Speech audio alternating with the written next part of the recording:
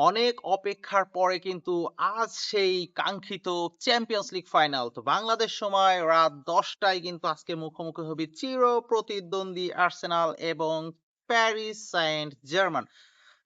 তো এই ফাইনাল নিয়ে কিন্তু ফুটবল ভক্তদের কিন্তু অনেক আগে থেকেই কিন্তু একটা উত্তেজনা কাজ করতেছিল। তো সেটা কিন্তু আজকে রাতে দেখা যাবে। সো পিএসজি কিন্তু গতবারে ডিফেন্ডিং চ্যাম্পিয়ন চ্যাম্পিয়ন্স লিগে। সো এবারও কিন্তু তার হাতে কিন্তু পরপর ২ বার শিরোপা জেতার একটা হাতছানি। সো এদিকে কিন্তু আর্সেনাল এখন পর্যন্ত কোনো চ্যাম্পিয়ন্স লিগ ট্রফি নিতে পারে নাই। সো এবারও কিন্তু আর্সেনালের কাছে একটা বড় সুযোগ থাকবে যে তাদের আ ক্লাব ইতিহাসের ১ম বার চ্যাম্পিয়ন্স লিগ শিরোপা ঘরে তোলা।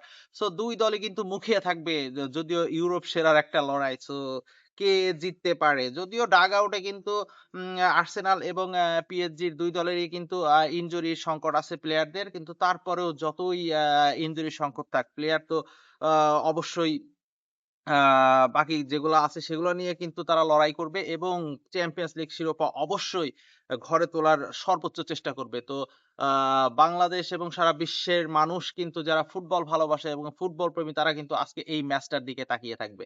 সো আমরাও তাকিয়ে থাকবো এবং কি হয় সেটা কিন্তু পরবর্তী আপডেটে জানানো হবে।